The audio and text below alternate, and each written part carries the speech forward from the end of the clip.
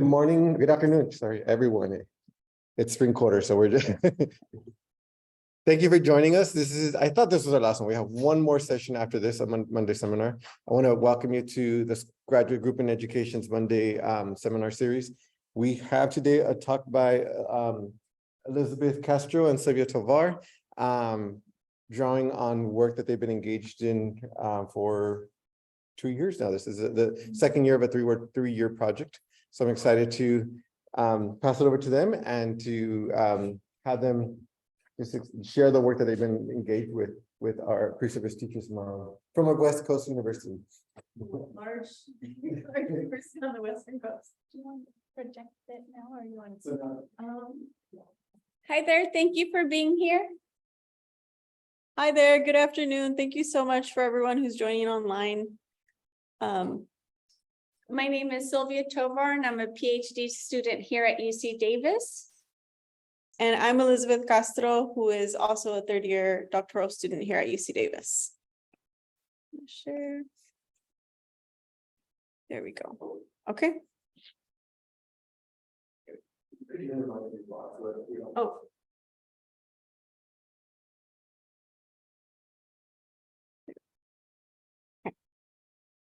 Again, good afternoon and thank you for being here. First, we would like to express our gratitude and appreciation for the teachers that allowed us to learn with and from them. Again, my name is Silvia Tovar and I'm a doctoral student here at UC Davis.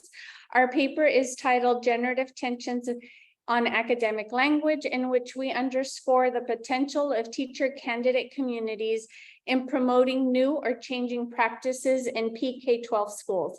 It is my pleasure to introduce Elizabeth Castro, first author of this paper. Thank you, Silvia. So we're going to dive right into, there we go. Some background information on what we'll be hearing from today. So the dialogue we will be hearing is situated in a 10-week teacher education course held at a large university in California. And we are focusing on a teacher education course titled Literacy in the Secondary Classroom. And in this course, there was 34 registered students, 14 of which self-identified as either teachers of color or as part of racial ethnic communities who are historically underrepresented in teaching. And so as part of the course, some of the texts that teachers were engaging included an article on culturally sustaining pedagogies by Paris and Aline in 2017. And due to the COVID-19 pandemic, classes were primarily held on Zoom. The course specifically addressed issues related to non-dominant students whose language and literacy practices have been traditionally stigmatized via classroom practices and therefore do not mirror those expected in schools. Given this social cultural perspective, the course examined the language and literacy resources of youth and considered how to leverage these resources for learning. Explicitly, this course examined the multiple literacy central to the learning needs of youth in secondary English language arts and social studies classroom. Self-reflection was a key component of all assignments, with special attention given to the practices of linguistically diverse populations. Teachers also engaged in video clubs where, as a group, they analyzed their teaching clips with the aim of improving their approaches when teaching youth. And we want to emphasize a particular assignment that students had as part of the class. So since class sessions were held once a week, the day before class, students would post on online discussion boards via Canvas. And so in these discussion boards, they would reflect on some of the readings. So in week 5, which is where we're focusing on during this class, teachers were reflecting on 3 readings. One was Dr. April Baker Bell's piece on dismantling anti-Black linguistic racism. And so she presents concepts such as white mainstream English and problematizes the notion that students need to code switch into white mainstream English when it upholds linguistic racism. The other article that students were reading was Martinez and Mejia 2020, a publication that highlights how Latinx students boast expansive linguistic repertoires, which can be mapped in relation to K through 12 English language arts standards.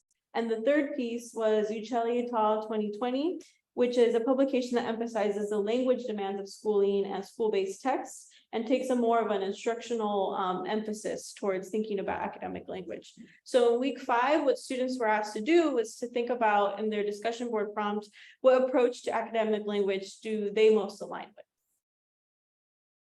The words you see in this cloud are representative of the reflections of the members in class. We took their thoughts and input them into one of the word cloud generating websites that are readily available on the internet. And some of the words that stood out from their entries, as you can see, are language, students, white, need, wrong, idea, think, which is reflective of I think statements, and Martinez and Mejia, which shows that they were grounding their statements in literature that they had read.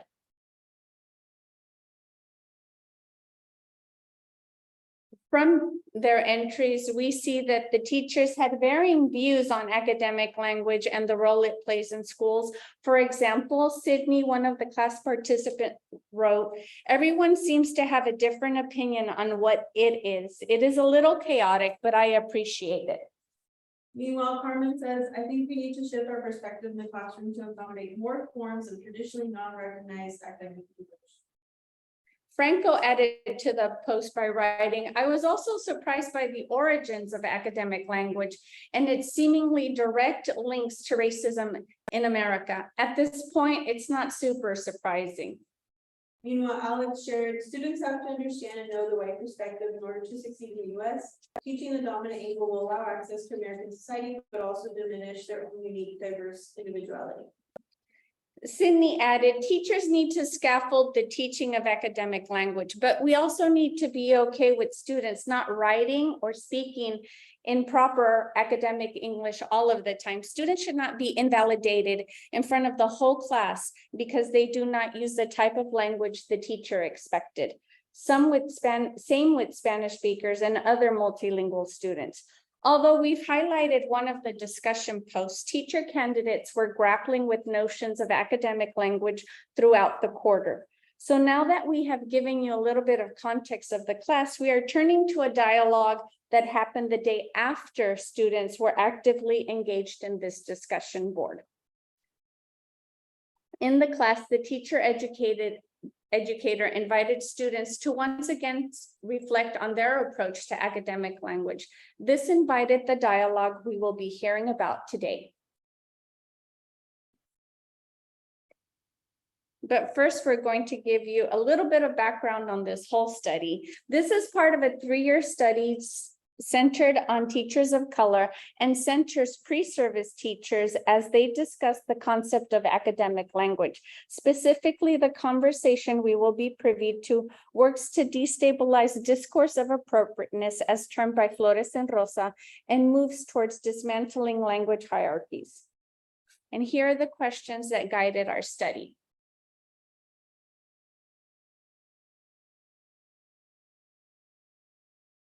So as a theoretical framework, it's important to define the concept of generative tensions. So this actually comes from aspects of activities theory. So generative tensions, as we're seeing them, are contradictions, conflict, and diverse experiences that support learning amongst community members.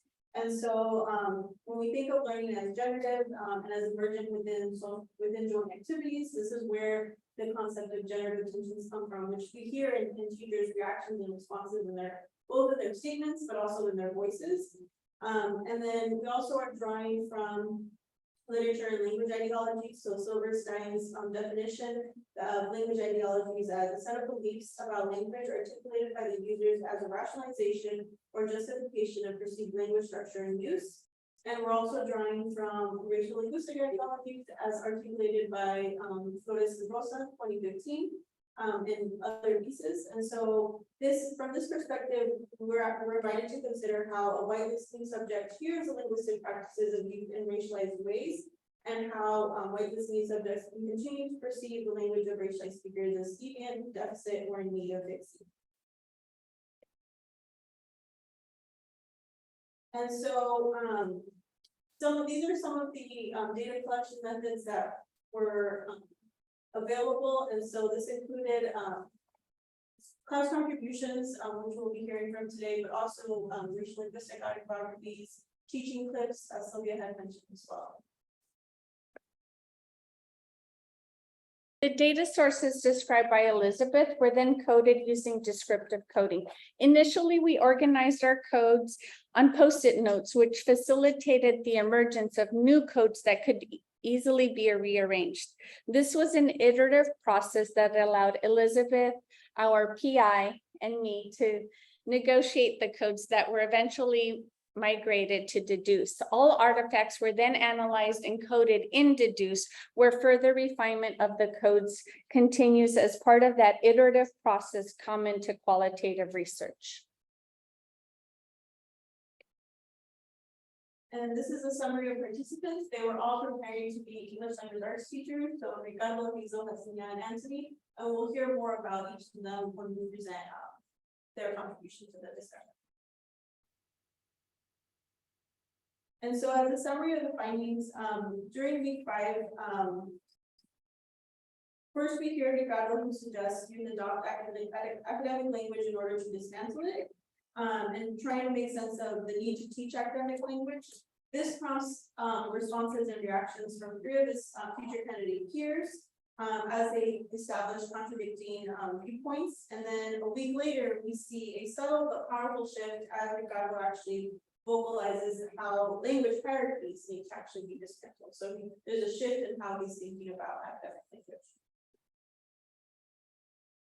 As Elizabeth stated, we are focusing on a conversation sparked by Ricardo. In his racial linguistic autobiography, an assignment for the class, Ricardo identifies as a Salvadorian and Chicano male teacher from southeastern Los Angeles. He clarifies that in identifying as Chicano, his family resided in California long before it was a state, illustrating an understanding of his familial history.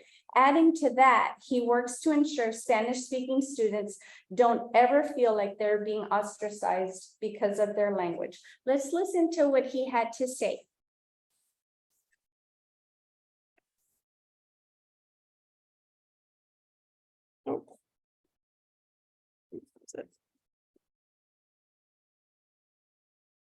Could it be this one? No.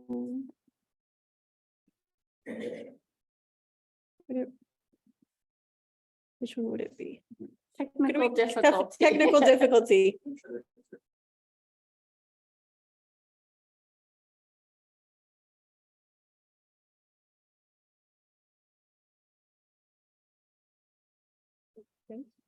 No, he said external. Try one more time.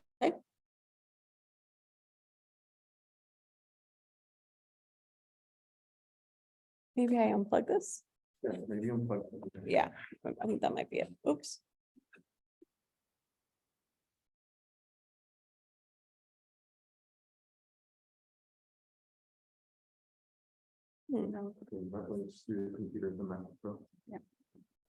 Just this?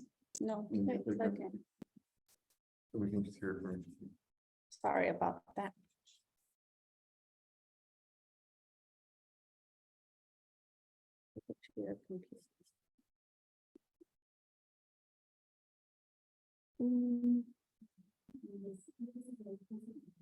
It's not. Yeah, that's there. So what could it be?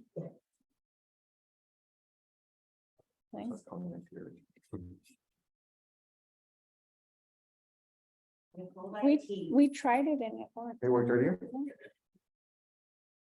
You probably So I don't know. You tried it with you plugged it in Here, with this? with this one? No, let's try. Let's try this one. This is, we have had this in here.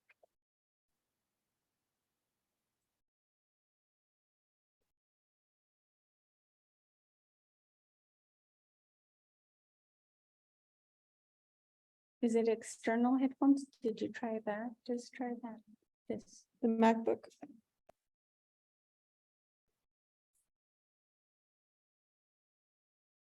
No. You can hear it. You can hear it? No, I thought because we you think Zoom might be interfering? Go to the Zoom audience. Oh, let me. Stop share for a second. Yeah. Oh, this one's, Oh, yeah. so then it would be this one? Okay. Yeah, we're Oh. trying to get the audio. It's on the PowerPoint. Yeah, so we have an audio clip here that's, we're trying to play. But we're not sure how to get audio off it. These happens to me during the ARA presentation. But We're dying right now, but it's okay.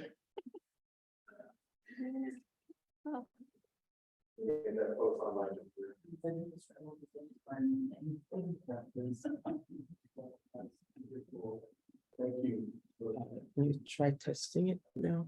Yeah.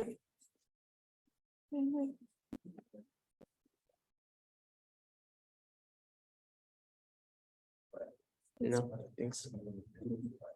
It's because there's multiple things to zoom.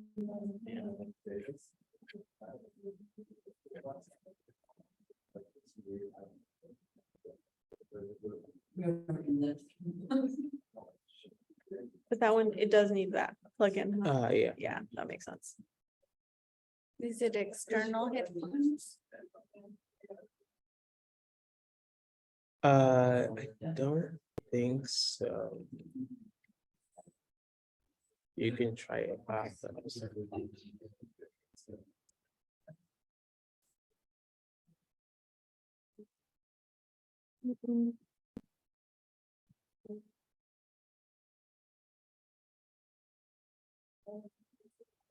I think this is just gonna fit on your computer. Yeah. Wonder if it will, Will it play? that's the thing, I think because it's plugged in, I think it won't. Because it's plugged into all these, I think the audio's going somewhere else. Okay. I can play it can from kind of hear something. Would external speakers work? Mhm. Yeah, we can probably try that. Sorry about that. We have tech here in the. I don't know what it is.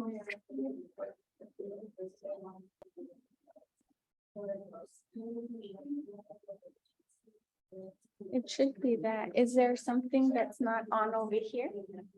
No, it should be.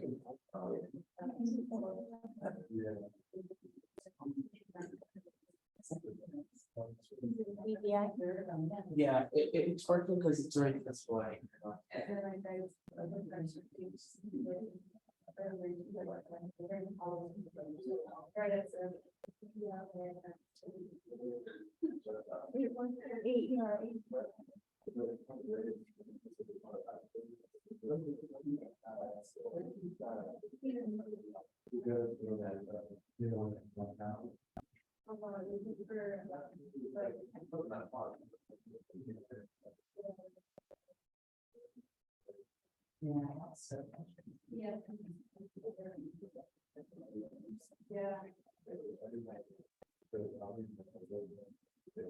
It just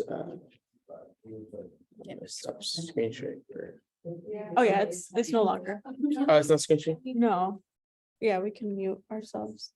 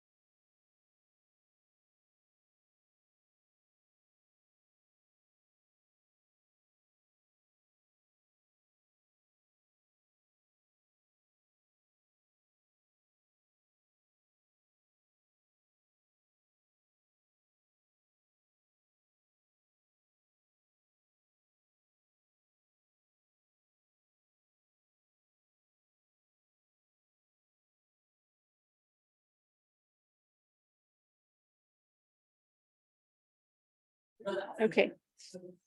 Thank you for being patient. We're so sorry about our technical difficulties.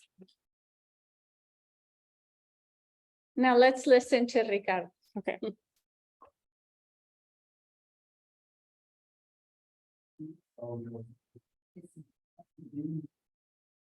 Yeah, Oh, it's Zoom.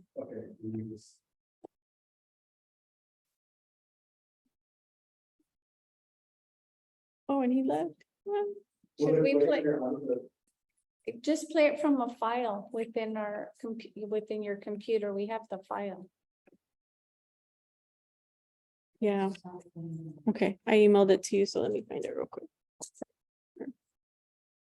Can I stop projecting my screen so I can?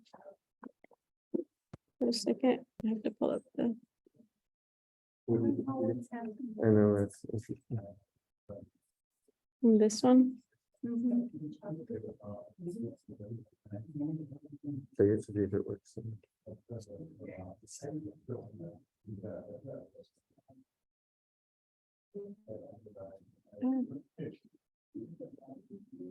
yeah, Very good. Tinkerbell, their whole thing was, we need to dismantle the again. entire, We're gonna start that again. I'm gonna share screen. No, this is, you're at slide 16, it's slide.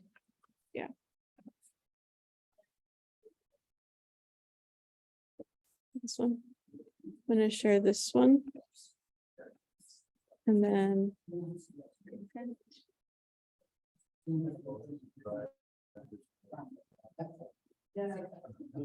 They.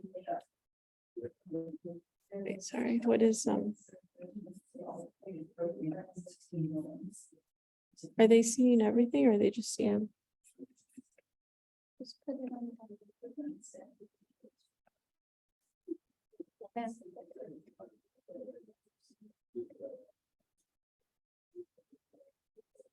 There we go.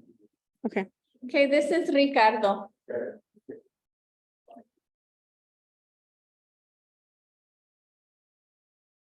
yeah, if we're gonna be teaching academic language, then we're teaching them the reason why we are choosing academic language. If, for instance, we're trying to tell the kids like, hey, the reason this is important, I know that this is kind of goofy and nobody talks like this in real life. But there are people, and when we're speaking to power, we need to be able to say these words so that we can be in that position. And if we want to change this, then we can change it. And I don't know, that's kind of how I feel about the academic language. You have to adopt it in order to dismantle it. In the excerpt you just listened to, Ricardo suggests telling his students the importance of learning how to speak to power. He draws on the assumption that students will be listened to if they engage in language associated with power, which reinforces the notion of appropriate language in schools as defined by Flores and Rosa. Specifically in lines 1 through 3, Ricardo articulates something very common in teaching, which is explaining the why we do something, in this case, teach academic language. However, as evidenced by the discussion board post we highlighted earlier, there isn't a consensus on the reason we use academic language or the purpose it serves in the lives of minoritized students. In lines 8 through 10, he introduces speaking to power, reminding us not only of the idealized assumption that languages are distinct and separate, but of the importance code switching plays in the lives of minoritized students. And finally, in line 15, he, by suggesting that students need to adopt it, the language of power, Ricardo reifies the concept of that appropriateness of language. Yeah, if we're going to be teaching academic language, then we're teaching them the reason why we are choosing academic language.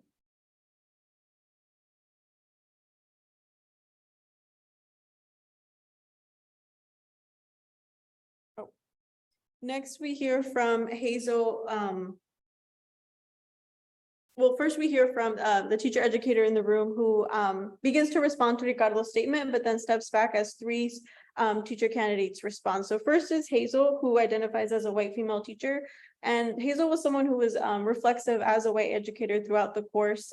She describes in her autobiography, I was also socialized into a variety of English that readily conforms to the one that was selected for the American school system. She grew up in California and was socialized to spaces like a community bookstore where in her home community. So we'll hear first from the teacher educator and then Hazel's response. If I can insert something there, you reminded me, actually, no, go ahead. I was just gonna say, I feel like I have complicated ideas about this. I'm really confused. I don't know where I stand. Okay. But I think, and I just said is true, and I agree with that. But there was also something that stood out in the Baker Bell piece to me, where she says like that argument then perpetuates, I guess, like these expectations and that like history of racism. So I don't really know what to do with that too. Like, I don't know. I definitely don't want to be perpetuating that. So in saying like, oh, you need these like this language to access and challenge like systems of power, are we just then being part of the problem, right? I don't know. I don't have an answer. I'm confused. Thank you for sharing that confusion. So multiple things we hear from this. First, Hazel begins by actually agreeing with Ricardo, but then as she progresses, we see that she actually breaks away from this. So she uses Baker Bell's piece as a mediating artifact as part of her own meaning making and wrestling with some of the incongruencies that she's feeling with her peer stance, but also what she's processing and thinking through. And then we also just want to highlight in her voice, like we hear her laughter, which we're interpreting as nervous laughter. There's some long pauses, even in the tone of her voice. We see all of this as part of sort of discursive features where she's sort of diffusing some of the tension as she moves to contradict her peer. And so, so one of the things that she's highlighting in line 11 is she signals a shift. She establishes her position and says, I definitely don't want to be perpetuating that, referencing to Ricardo's stance of adopt it to dismantle it. And so, so I think some of the questions that she's inviting are, she seems to be asking, what exactly are we advocating for students to use and to say? And what are the consequences of that if we're not critical of actually what we're advocating students to do? And so she's sort of encouraging her classmates to take a critical teaching stance as part of her reflection.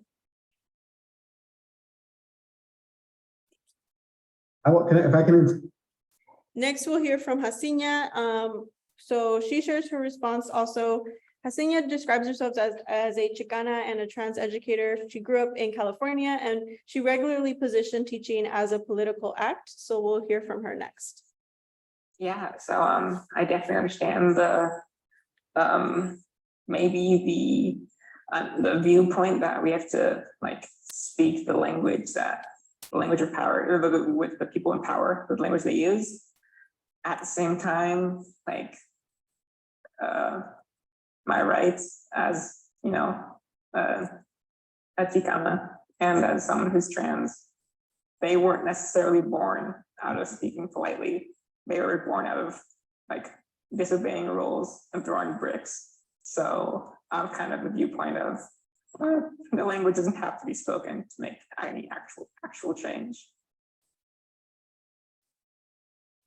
So in lines 2 through 4, Hasinya prefaces her statement by outlining she understands the rationale of adopt the language of power to dismantle it, but right away she distances herself from this perspective. And so what we see her doing is actually inviting Audre Lorde's observation, the master's tools will never dismantle the master's house. And we know that she was aware of this because she referenced it in her discussion post. We knew that this was part of her thinking. And so what she's essentially saying is the stance of adopting language of power won't necessarily undo structures of power that students will encounter. It won't undo the racialization that they experience.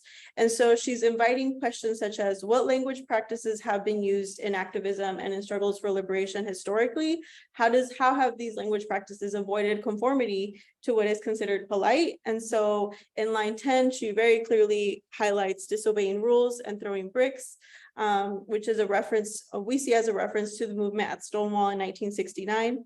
And so she's in multiple cases, she's disrupting the dichotomy of polite, impolite, appropriate, inappropriate, which is very much in line with adopting a racial linguistic perspective to her thinking. And so in line 12, she punctuates her stance by saying, language doesn't have to be spoken to make any actual change. In Audre Lorde's terms, you don't have to use the master's tools, is what she's referencing. Yeah, so Lastly, in this exchange of ideas, we hear from another ELA teacher, Anthony, who self-identifies as an Italian-American male. He adds to the conversation by highlighting instances in which speaking to power did not benefit kids.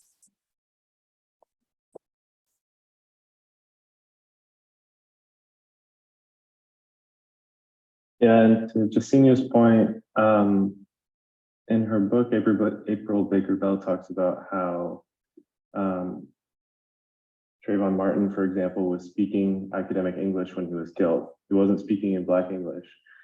Same with Eric Garner, same with so many examples. So it's like, is this language really the key to accessing power, or do we live in a racist society where no matter how Black men speak, Black people speak, they'll be treated differently? And that goes for other people of color as well. Just she's focusing on Black people, of course.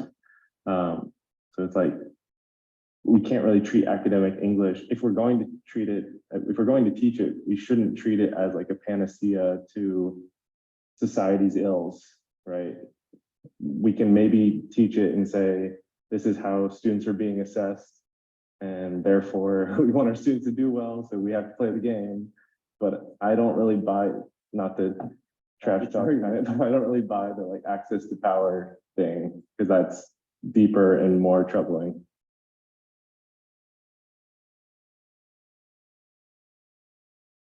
In lines 2 through 7, actually, Anthony references Baker Bell's book, Linguistic Justice. He references Trayvon Martin and others whose use of standard English did not preclude them from the extreme violence that led to their deaths. In lines 10 through 12, in stating where no matter how Black men speak, Black people speak, he is reflecting on this relationship that is familiar to us from Flores and Rosa, that even when we are adhering to standardized norms, even when modeled after a white speaking subject, racialized communities still contend with anti-Blackness and varying forms of discrimination. In lines 24 through 28, with a nervous chuckle, Anthony concludes by stating, not to trash talk Ricardo's argument, sorry, I don't really buy this like access to power thing. In closing his remarks in this manner, Anthony breaks away from the line of thinking introduced by Ricardo, creating those generative tensions. Yeah, and to just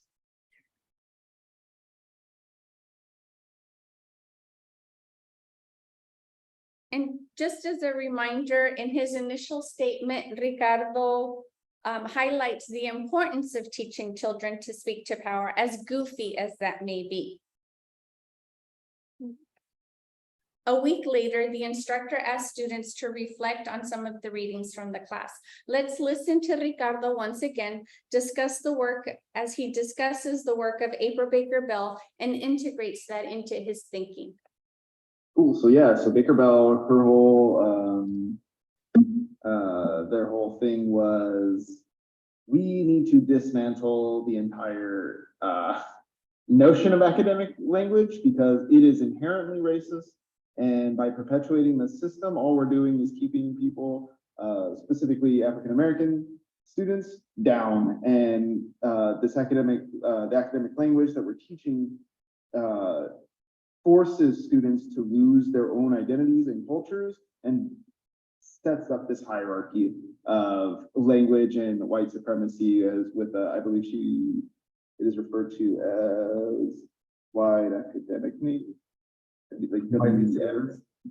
Yes, there it is. And so, yeah, it's all about we need to make sure that we are preserving these other language styles so that we can dismantle that hierarchy. Ricardo's statements here signal a shift in his conceptualizations of academic language as he integrates an institutional level view into his perspective. Rather than adopting academic language to dismantle it, he suggests dismantling language hierarchies themselves, reflecting an understanding of the role educators play in breaking down those hierarchies. By analyzing the generative tensions amongst pre-service teacher dialogue, we highlight the emergence of new practices and opportunities for expansive learning as elucidated by Gutierrez 2018. The classroom dialogue we highlighted for you today was an opportunity for teachers to grapple with some of these ideologies and expand their thinking. Cool, so yeah. And now we'd like to share a few of our takeaways. One, that there is a need for teacher education programs to plan for and encourage generative tensions purposefully, as opposed to the discouragement of conflict. And two, part of the planning is creating time and space for pre-service teachers to wrestle with these ideologies, that challenge normative ways of thinking. And again, you saw that there was time and space between Ricardo's initial thoughts and statements, and then there was that week later in which we saw a shift. And three, we need to continuously reflect on our own complicity in perpetuating racial linguistic ideologies that further marginalize students of color. We leave you with some closing wonderings, questions. How do we support teachers in creating the space necessary to have these conversations, particularly as they shift in schools and they may be having these conversations with administrators, fellow teachers, even students? We see this as part of ongoing conversations. And then second, how do we engender generative tensions in schools? For us, we're very fortunate in that we're actually able to continue to work with two of the teachers whose voices you heard from today. And so this is something that we'll continue to think about and reflect on in terms of considering racial linguistic ideologies and the presence in teaching and in classroom practice. And then we want to shout out other scholars who have engaged in work with both in-service teachers and early career teachers. Marcel Haddix, who has worked with teachers in unpacking language ideologies. Kate Seltzer, who is also very deliberate in working with teachers to unpack racial linguistic ideologies in their own practice as well. We see this as inspiration and as we continue to engage in this work. And also, of course, we want to just say thank you to all of you, our audience today. Also, of course, the practitioners and teachers whose voices you heard from today, our advisor here, Dr. Danny C. Martinez at UC Davis, our partners in this work. This is a multi-sided study, so it also includes Dr. Sclali Morales at University of Illinois, Chicago, and Ramon Martinez at Stanford. And of course, the Spencer Foundation, who's without their generous support, we wouldn't be able to engage in this work. Thank you. Thank you so much. Thank you so